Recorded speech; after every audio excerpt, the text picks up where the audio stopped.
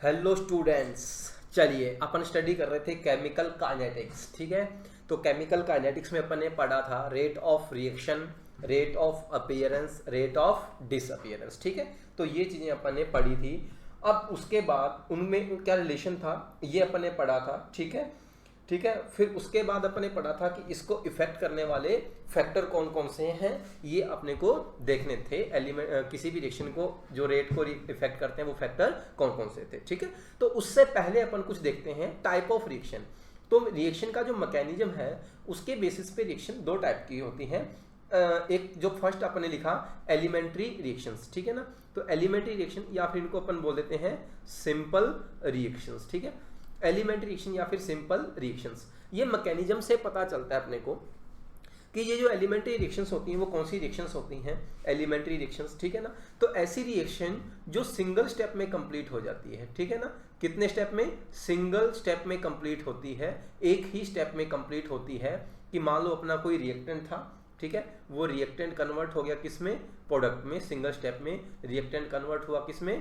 Product में, एक ही step में। तो रिएक्टेंट प्रोडक्ट में कन्वर्ट हो गया, तो इसको अपन बोलते हैं single step reaction, elementary reaction या फिर सिंपल रिएक्शन। तो ये कुछ इस तरीके से होती हैं कि अगर इनका रिएक्शन प्रोग्रेस देखें, वैसे अपन इनको डिटेल में बाद में पढ़ेंगे एलिमेंट्री और कॉम्प्लेक्स रिएक्शंस को। ठीक है ना, तो वैसे अगर इनका अपन देखें कि अगर अपन इनकी एनर्जी का, ठीक है, पोटेंशियल एनर्जी का और रिएक्शन प्रोग्रेस या फिर आप बोल दो टाइम का ग्राफ देखें, तो वो कुछ इस तरीके से होता है कि ये तो था रिएक्टेंट, और रिएक्टेंट इस तरीके से कन्वर्ट हो गया किसमें? प्रोडक्ट में। और ये जो बीच में बनता है इसको अपन बोलते हैं एक्टिवेटेड कॉम्प्लेक्स, इसको अपन बोलते हैं एक्टिवेटेड कॉम्प्लेक्स। तो ये रिएक्शन जो है वो सिंगल स्टेप में कंप्लीट हो गई इस तरीके से। ठीक है, और इसमें कोई भी इंटरमीडिएट नहीं होता। ठीक है, अगर आपने ये वर्ड सुना हो कहीं ऑर्गेनिक रिएक्शन में भी कि नो इंटरमीडिएट, कि ऐसी रिएक्शन में कोई भी इंटरमीडिएट नहीं होता, डायरेक्ट अपना जो रिएक्शन था, रिएक्टेंट था, वो कन्वर्ट हो गया किसमें? प्रोडक्ट में। तो ऐसी जो रिएक्शंस होती हैं जो सिंगल स्टेप में कंप्लीट होती हैं उनको अपन बोलते हैं एलिमेंट्री रिएक्शन या फिर उनको बोलते हैं सिंपल रिएक्शंस। ठीक है, ध्यान रहेगा, एलिमेंट्री रिएक्शन कौन सी होती हैं? जो एक सिंगल स्टेप में कंप्लीट होती हैं उनको अपन बोलते हैं एलिमेंट्री रिएक्शन। ठीक है, यानी कि सिंगल स्टेप रिएक्शन। चलिए, अब अपने पास सेकंड जो टाइप का रिएक्शन है वो है अपने पास कॉम्प्लेक्स रिएक्शंस। ठीक है, कॉम्प्लेक्स रिएक्शंस। ठीक है, कॉम्प्लेक्स रिएक्शन या फिर इनको अपन बोलते हैं multi step reactions, multi step reactions. Complex reaction या मल्टी स्टेप रिएक्शन में क्या होगा, इधर इसमें देखते हैं अपन कि जैसे एलिमेंट्री रिएक्शन थी वो एक स्टेप में कंप्लीट हो गई थी, बट जो कॉम्प्लेक्स रिएक्शन है मल्टी स्टेप है। मल्टी स्टेप का मतलब क्या हुआ कि इसमें कोई ना कोई बीच में इंटरमीडिएट आएगा। ठीक है, जैसे अपन देखें कोई भी रिएक्शन थी, लेट से कि कोई भी रिएक्शन हुई आपकी, ठीक है, ये अपन ने बोला कि A प्लस बी की रिएक्शन हुई, A प्लस बी की रिएक्शन से अपने को मिला कुछ C प्लस डी मिला। ठीक है, अब ये रिएक्शन थी, अगर इसका अपन मैकेनिज्म देखें, ठीक है, मैकेनिज्म से ही पता चलेगा अपने को। इसका जो मैकेनिज्म था वो कुछ इस तरीके से था कि जैसे मान लो सबसे पहले अपन बोलेंगे कि जो A था वो कन्वर्ट हुआ किसमें? कुछ अपने को मिला C प्लस एक्स। ठीक है, फिर जो था B प्लस एक्स की रिएक्शन हुई और आपको मिला D। अब इसका जो मैकेनिज्म है, ये अगर आपने लिखा स्टेप 1, ये इसके मैकेनिज्म का स्टेप 1 था, ये इसके मैकेनिज्म का स्टेप 2 था। ठीक है, अब इसमें अगर आप देखोगे तो इसमें जो रिएक्शन हुई वो A पहले कन्वर्ट हुआ C प्लस एक्स में। तो यहाँ पे अपने को देख के ही पता चल रहा है इस रिएक्शन में कि ये जो A है वो है रिएक्टेंट, B जो है वो है रिएक्टेंट, C ये भी प्रोडक्ट और D जो है वो भी प्रोडक्ट। तो A एंड B रिएक्टेंट है, C एंड D प्रोडक्ट है। अब इसमें कहीं कैटलिस्ट तो है नहीं अपने को, बट इसमें कहीं ना कहीं एक टर्म आ रही है X। तो ये जो X है वो ड्यूरिंग द रिएक्शन फॉर्मेशन हुआ स्टेप 1 में, और स्टेप 2 में वो कंज्यूम हो गया किसमें? कन्वर्ट हो गया प्रोडक्ट में। तो X कोई एक ऐसी स्पीसीज आ गई जो एक स्टेप में प्रोडक्ट की तरह फॉर्म हुआ और सेकंड स्टेप में रिएक्टेंट की तरह कंज्यूम हो गया। तो यहाँ पे जो X है, ठीक है, ये जो X है, X क्या चीज है? ये इसको अपन बोलते हैं इंटरमीडिएट, इसको अपन क्या बोलते हैं? इंटरमीडिएट। और ये जो रिएक्शन है वो कितने स्टेप में कंप्लीट हुई है? 2 स्टेप में, ठीक है। मे बी कि 2 से ज़्यादा स्टेप में हो, 3 स्टेप में हो, 4 स्टेप में हो, वो डिपेंड करता है। बट कैसे हुई? ये मल्टी स्टेप रिएक्शन हुई, दो स्टेप में रिएक्शन हुई है और बीच में एक इंटरमीडिएट फॉर्म हुआ है। तो ऐसी जो रिएक्शंस होती हैं उनको अपन बोलते हैं कॉम्प्लेक्स रिएक्शन। तो जैसे अगर अपन ने उस रिएक्शन में ग्राफ अपन एक थोड़ा प्लॉट किया था, ठीक है, वैसे इनको अपन और डिटेल में आगे पढ़ेंगे जब अपन कोलिजन थ्योरी वगैरह पढ़ेंगे, ठीक है ना, आरएनएस इक्वेशन वगैरह पढ़ेंगे। बट अपन यहाँ पे अगर देखें कि पोटेंशियल एनर्जी और टाइम का अगर देखा था अपन ने रिएक्शन प्रोग्रेस, ठीक है ना, इसको रिएक्शन प्रोग्रेस भी लिखा रहता है, रिएक्शन प्रोग्रेस, ठीक है। तो इसमें अगर देखेंगे अपन तो यहाँ पे स्टार्टिंग में क्या हुआ था? रिएक्टेंट था, ठीक है, स्टार्टिंग में रिएक्टेंट था, रिएक्टेंट एक स्टेप में हुआ और फिर यहाँ पे क्या हुआ? बीच में कोई इंटरमीडिएट था जिसको अपन लिख देते हैं आई, वो फॉर्म हुआ। फिर उसके बाद यहाँ पे आपका क्या फॉर्म होगा? प्रोडक्ट फॉर्म होगा, ठीक है। तो यहाँ पे आपको 2 पीक्स दिख रहे हैं, वो 2 पीक का हाइट किसका कम या ज्यादा हो सकता है वो डिपेंड करता है रिएक्शन कैसी है, पढ़ेंगे इसके बारे में भी। बट अभी अपने को पता है यहाँ पे बीच में एक वैली बना है ना, ये जो है ये क्या चीज है? इंटरमीडिएट, ठीक है, इंटरमीडिएट। और ये जो पीक होता है ये किसको बताया था अपन ने? Activated complex. तो यहाँ पे एक्टिवेटेड कॉम्प्लेक्स कितने बनेंगे? 2 बनेंगे। अब देखो ये जो इंटरमीडिएट है इसकी एनर्जी रिएक्टेंट और प्रोडक्ट से ज्यादा है, बट एक्टिवेटेड कॉम्प्लेक्स से क्या है? कम है। तो मतलब आप बोल सकते हो कि इसकी जो स्टेबिलिटी है इंटरमीडिएट की, वो एक्टिवेटेड कॉम्प्लेक्स से क्या है? कम है, बट रिएक्टेंट एंड प्रोडक्ट से ज्यादा है। तो आप स्टेबिलिटी बोल सकते हो, स्टेबिलिटी तो रिएक्टेंट एंड प्रोडक्ट से तो कम होगी, बट जो एक्टिवेटेड कॉम्प्लेक्स है उससे क्या होगी? ज्यादा होगी, ठीक है। तो इस तरीके से आप बोल सकते हो कि अपने पास इंटरमीडिएट फॉर्म होता है और मल्टी स्टेप में जो ऐसी रिएक्शंस होती हैं इनको अपन बोलते हैं कॉम्प्लेक्स रिएक्शंस। याद रहेगा। तो 2 टाइप की अपनी रिएक्शन पढ़ी हैं, कौन कौन सी? सिंपल एलिमेंट्री रिएक्शन और दूसरा है अपने पास कॉम्प्लेक्स रिएक्शन, ध्यान रहेगा, ठीक है। इसको अपन काफ़ी रिएक्शन जब मैकेनिज्म पढ़ेंगे, ऑर्गेनिक में भी पढ़ेंगे, यहाँ पे भी अपन थोड़ा पढ़ेंगे, तो ये टर्म्स अपने काम आएंगी अच्छे से, ठीक है।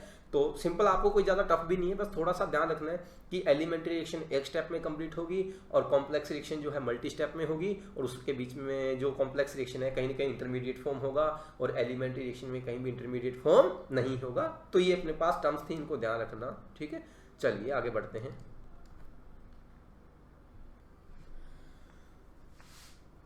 चलिए तो अब अपन स्टार्ट करते हैं रेट लॉ, ठीक है। इस चैप्टर का सबसे इंपॉर्टेंट टॉपिक रेट लॉ, ये अपने को पढ़ना है, ठीक है। अब ये रेट लॉ जो है वो रेट लॉ बोलता क्या है, ठीक है। लेट्स से अपन कोई भी रिएक्शन लेते हैं, आपने कोई भी रिएक्शन लिखी, आपने एक कोई केमिकल रिएक्शन लिखी इस तरीके से ए प्लस बी और इससे आपको कोई मिला प्रोडक्ट, ये आपने कोई केमिकल रिएक्शन लिखी, ठीक है। अब ये जो केमिकल रिएक्शन आपने लिखी है इसका जो रेट लॉ है वो क्या बोलता है? इसका रेट लॉ जो है वो ये बताता है अपने को कि किसी भी केमिकल रिएक्शन का जो रेट है, ठीक है, रेट के बारे में अपन पढ़ ही चुके हैं, तो ये बोलता है कि किसी भी केमिकल रिएक्शन का जो रेट है, that rate is, chemical reaction का जो रेट है, रेट ऑफ रिएक्शन, ठीक है, रेट ऑफ रिएक्शन, यानी कि इसको अपन बोले ROR, ठीक है, या फिर इसको अपन लिख दें किससे? R से। तो rate of reaction that is directly proportional to concentration of reactants. जैसे आपने लिखा कंसंट्रेशन ऑफ रिएक्टेंट, यहाँ पे कौन है? A, इसकी पावर कुछ X, और कंसंट्रेशन ऑफ दूसरा रिएक्टेंट उसकी पावर क्या लिख दिया आपने? Y। तो ये बोलता है कि जो रेट लॉ अपने को बोलता है कि जो रेट ऑफ रिएक्शन है, rate of reaction that is directly proportional to the product of concentration of reactant each raised to power some power, ठीक है। तो यहाँ पे A का जो कंसंट्रेशन है उसकी पावर आपने लिख दिया X और B की पावर लिख दिया कितना? Y, ठीक है। अगर आप इसको लिख दो थोड़ा सा कांस्टेंट, ये प्रोपोर्शनलिटी साइन अगर आप रिमूव करो तो यहाँ पे एक कांस्टेंट आ जाएगा। तो जो रेट है अपने पास, जो रेट का एक्सप्रेशन है वो ऐसा बन जाएगा कुछ K A to power X B to power Y, ये अपने पास बन गया रेट का एक्सप्रेशन, ठीक है। अब ये जो रेट का एक्सप्रेशन बना, इसमें जो R है वो तो अपने को पता है, this is rate of reaction. K जो है वो क्या है? K यहाँ पे है rate constant, rate constant. A जो है A का कंसंट्रेशन, B जो स्क्वायर ब्रैकेट में लिखा वो है B का कंसंट्रेशन। अब इसकी अपन ने सम लिखी पावर्स x और y। ये जो पावर्स हैं a की power x b to power y, ये क्या चीज लिखी है अपन ने, a की पावर x और b की पावर y जो लिखी है। अब ये जो पावर्स अपन ने लिखी, ये पावर किस चीज को डिनोट करती है, यहां पे ध्यान से देखना आप। ये जो x है, ठीक है, ये जो अपन ने लिखा x, ये क्या चीज है, order with respect to a। जो रिएक्टेंट a था उसके रिस्पेक्ट में ऑर्डर कितना है, a है, x है। और ये जो y लिखा अपन ने y, ये क्या चीज है, order with respect to b। तो a के रिस्पेक्ट में ऑर्डर कितना x, b के रिस्पेक्ट में ऑर्डर कितना y। तो इसका मतलब इस रिएक्शन का जो ओवरऑल ऑर्डर लिखे अपन, ठीक है, overall order of reaction, overall order of reaction, तो ओवरऑल ऑर्डर ऑफ रिएक्शन कितना आ जाएगा भाई, उसकी वैल्यू आ जाएगी x प्लस y, इस तरीके से। तो ऑर्डर ऑफ रिएक्शन कितना आ गया, x प्लस y। अब सिंपल सी चीज देखना कि ये जो x और y है, ये अपन किसी भी रिएक्शन को देखकर नहीं बता सकते कि x की वैल्यू क्या है, y की वैल्यू क्या है। रिएक्शन को देखकर आप आइडिया नहीं लगा सकते, ठीक है। या फिर अपन सिंपल वर्ड्स में बोले कि x की जो वैल्यू है वो a के इक्वल होना जरूरी नहीं है। तो x मे और may not equal to y, ठीक है, सॉरी x क्या है, a, स्टाइकोमेट्रिक क्वेश्चन इसका कितना, a। सिमिलर y मे और मे नॉट इक्वल्स टू किसके, b के। तो ये इसके इक्वल आ भी सकता और इसके इक्वल नहीं भी आ सकता। तो ये स्टाइकोमेट्रिक कोफिशिएंट से x और y का कोई लेना देना नहीं है। ये उनके इक्वल आ भी सकते हैं और उनके इक्वल नहीं भी आ सकते। इनकी वैल्यू कुछ डिफरेंट भी आ सकती है, कि ऐसा जरूरी नहीं है कि उनके इक्वल आए ही आए, ठीक है। जैसे कोई भी अपन एग्जाम्पल लिखते हैं कि लेट्स से आपने कोई रिएक्शन लिखी, ठीक, आपने कोई रिएक्शन लिखी कुछ इस तरीके से। एग्जाम्पल जो है वो ध्यान से देखते जाना, आप काम के हैं अपने। अगर आपने कोई रिएक्शन लिखी इस तरीके से a प्लस बी और इधर आपने लिख दिया प्रोडक्ट, ठीक है, a प्लस बी से कोई प्रोडक्ट फॉर्म हो रहा है इस रिएक्शन का, और आपने लिख दिया इस रिएक्शन का जो रेट है that is k a to power 1 b to power 1। तो इसका मतलब ये हुआ कि a की पावर कितनी है 1 और b की पावर कितनी है 1। तो इसका मतलब order with respect to a कितना आया, order with respect to a। तो order with respect to a कितना आया भाई, ऑर्डर विद रिस्पेक्ट टू आया कितना 1, और order with respect to b जो अगर अपन लिखें तो वो भी कितना आया, b की पावर कितनी है 1। अगर मैं आपसे पूछूं यहाँ पे कि ऑर्डर ऑफ रिएक्शन कितना आया, तो ऑर्डर ऑफ रिएक्शन आप कितना लिखोगे 1 प्लस 1, यानी कि ऑर्डर ऑफ रिएक्शन कितना आ गया 2 आ गया।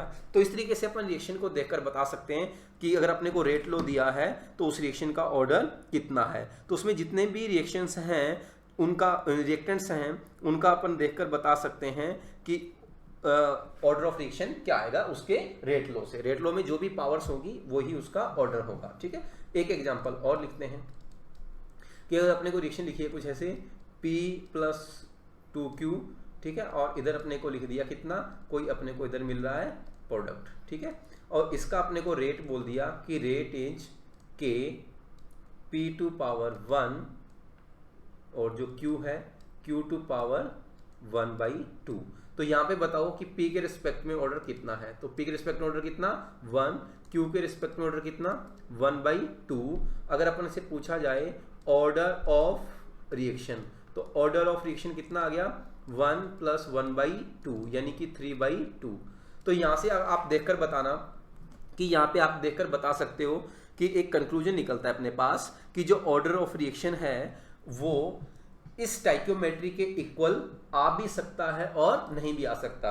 जैसे आपने केस 1 लिया तो केस 1 में तो ऑर्डर स्टाइकियोमेट्री के इक्वल आ गया था, और यहाँ पे आपने देखा तो P की पावर कितनी है 1 बट Q की पावर कितनी है हाफ, और इसका स्टाइकियोमेट्रिक कोएफिशिएंट कितना है 2, तो ऑर्डर इसके इक्वल नहीं आया, ठीक है। दूसरी चीज कि ऑर्डर ऑफ रिएक्शन जो है वो क्या है, फ्रैक्शन भी हो सकता है, इंटीजर भी हो सकता है, उसकी वैल्यू 0 भी हो सकती है। इस चीज का ध्यान रहे कि ऑर्डर की value fraction, integer, positive, negative कुछ भी वैल्यू पॉसिबल हो सकती है, ठीक।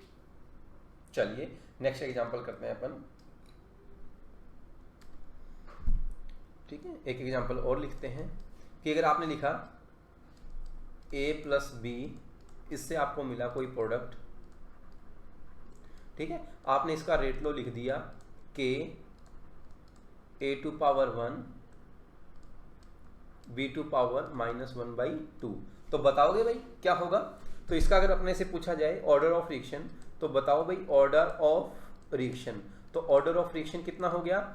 ए के रिस्पेक्ट में 1, बी के रिस्पेक्ट में -½ तो यानी कि ऑर्डर कितना हो गया? हाफ। तो ऑर्डर नेगेटिव भी आ सकता है, पॉजिटिव भी आ सकता है, जीरो भी आ सकता है, इस तरीके से। तो ये है ऑर्डर ऑफ रिएक्शन। ठीक, अब अपन बात करते हैं जो अपन ने यहाँ पे एक नई टर्म इंट्रोड्यूस की जो कांस्टेंट है के। ठीक है, अपन के बारे में बात करते हैं कि ये क्या चीज है, इसका अपन क्या कंक्लूजन है अपने पास। ठीक है, तो यहाँ पे अपन बात करते हैं रेट कांस्टेंट के। ठीक है, रेट कांस्टेंट के बारे में। इसको रेट कांस्टेंट भी बोलते हैं और इसको अपन बोलते हैं specific rate of reaction. Rate constant बोल दो दा, फिर इसको बोल दो specific rate of reaction. Let's say किसी रिएक्शन के लिए आपने लिखा R = K और आपने लिख दिया कोई भी रिएक्टेंट था, मान लो A, और A की पावर आपने ऑर्डर मान लिया कितना? N। ठीक है, कि मान लो अपने पास कोई रिएक्शन थी इस तरीके से A2 प्रोडक्ट, ये कोई रिएक्शन हो रही थी, उस रिएक्शन के लिए आपने लिख दिया R रेट जो है K A⁴ अब यहाँ पे देखो इसको स्पेसिफिक रेट कांस्टेंट क्यों बोलते हैं? अगर मैं बोल दूं कि कंसंट्रेशन ऑफ ए आपने कितनी ले ली? यूनिट ले ली, तो जो रेट ऑफ रिएक्शन आएगा वही किसके इक्वल आएगा? के इक्वल आएगा। ये किसके इक्वल आएगा? के इक्वल। अब अपन बात करते हैं यूनिट ऑफ के। यूनिट ऑफ के की बात, यूनिट क्या होगी ये अपन बात करते हैं। ठीक है, तो यूनिट ऑफ के। अब देखो यहाँ पे यूनिट ऑफ के की अगर अपन बात करें तो रेट की जो यूनिट है दैट इज मोल। ठीक है, मोल per litre per unit time, ये रेट की यूनिट आ गई। इक्वल टू के। ए क्या है? कंसंट्रेशन, और कंसंट्रेशन की यूनिट क्या आ गई? मोल पर लीटर, और इसकी पावर कितनी है? nth ऑर्डर के लिए n। तो अगर अपन यहाँ से के की यूनिट निकालें तो के की यूनिट क्या आएगी? देखना इधर, मोल पर लीटर टू पावर, ये यहाँ पे मोल पर लीटर टू पावर कितना है? 1, और ये कितना है? n। तो इधर शिफ्ट करोगे राइट हैंड साइड तो ये हो जाएगा 1 - n इंटू, और ये कितना हो जाएगा? Time inverse. तो ये बहुत ही इंपॉर्टेंट है जो के की यूनिट आपने लिखी। ठीक है, के की जो यूनिट लिखी है वो कितनी आ गई? मोल पर लीटर टू पावर कितनी? 1 - n और इंटू टाइम इनवर्स, ये आ गया यूनिट ऑफ के। अब अपन लिखते हैं कुछ specific unit order of reactions के लिए अपन देख लेते हैं इसको कि कैसे अपन इसको डिफाइन करेंगे। अगर आपने जीरो ऑर्डर रिएक्शन लिया तो जीरो ऑर्डर लिया तो n की वैल्यू यहाँ कितनी पुट कर दोगे? 0। ठीक है, चलिए इसको देखते हैं अपन।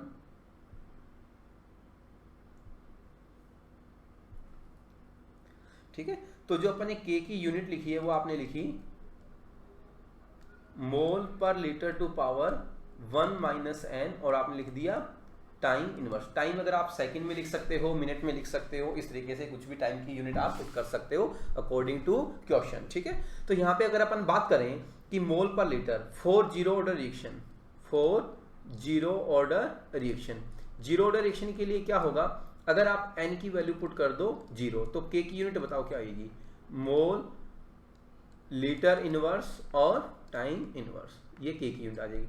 अगर आपने पुट किया for first order reaction, first order reaction के लिए n की वैल्यू पुट कर दो 1 तो k की जो यूनिट आएगी वो आ जाएगी टाइम इनवर्स। टाइम इनवर्स में फिर आप ये भी लिख सकते हो कि या तो सेकेंड इनवर्स या फिर मिनट इनवर्स या फिर आर इनवर्स, इस तरीके से। ठीक है, अगेन इस तरीके से आप पुट कर दो for second order reaction, for second order reaction.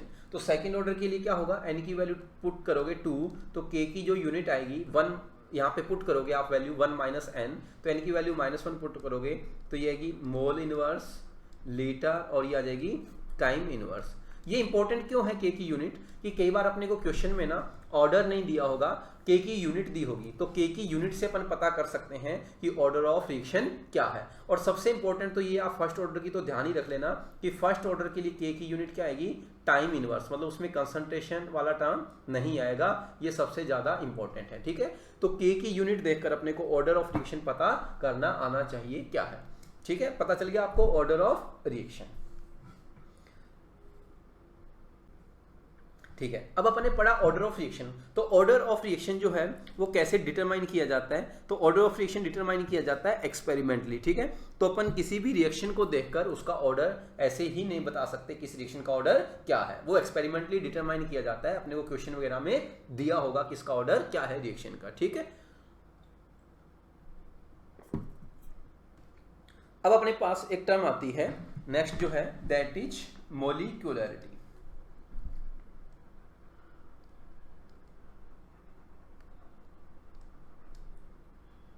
मोलिक्यूलरिटी, ठीक है, तो ये मोलिक्यूलरिटी क्या है, ये अपने को बताती है, ठीक है, कि किसी भी रिएक्शन में कितने स्पीसीज यानी कि एटम, मोलिक्यूल या फिर आयन पार्टिसिपेट कर रहे हैं, तो वो क्या होती है मोलिक्यूलरिटी। ठीक है, जैसे आपने कोई रिएक्शन लिखी, मान लो मैंने बोल दिया कि कोई एलिमेंट्री रिएक्शन है, ठीक है, कोई एलिमेंट्री रिएक्शन लिखी आपने कि एलिमेंट्री रिएक्शन है कोई, तो एलिमेंट्री रिएक्शन आपने कोई लिख दी, तो मैं आपसे कोई आपने एलिमेंट्री रिएक्शन लिखी, लेट्स से कोई सिंपल से अपन रिएक्शन लिख देते हैं इस तरीके से कि A+B और इधर आपने बना दिया कोई इससे product.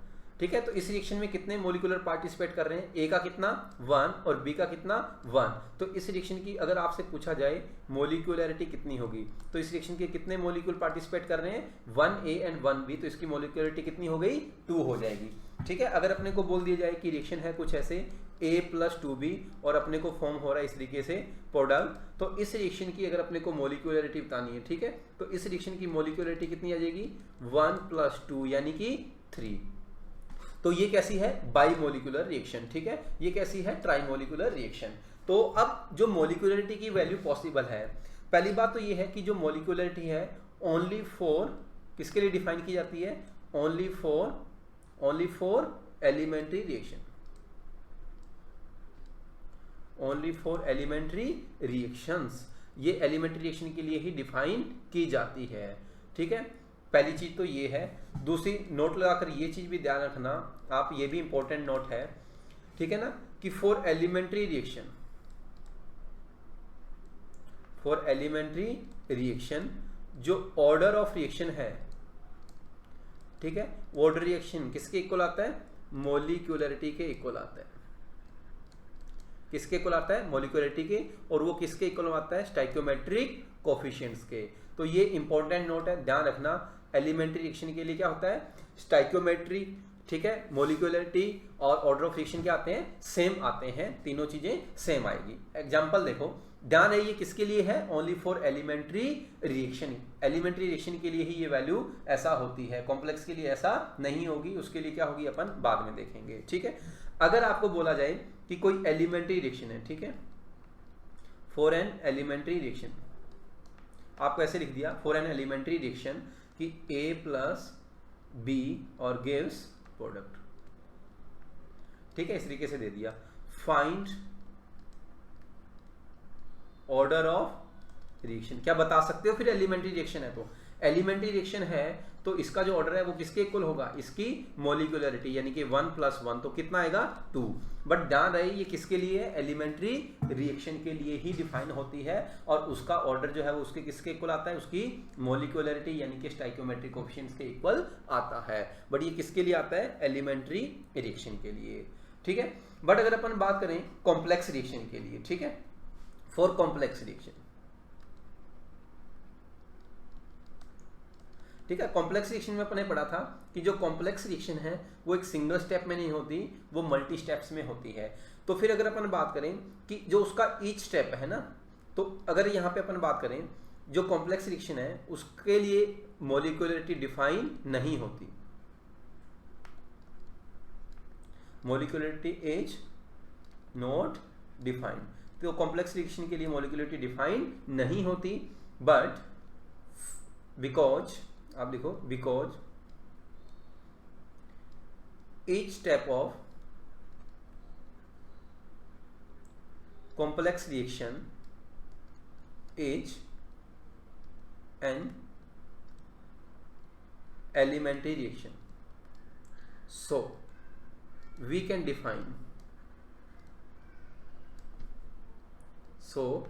define molecularity of each step but not for overall reaction.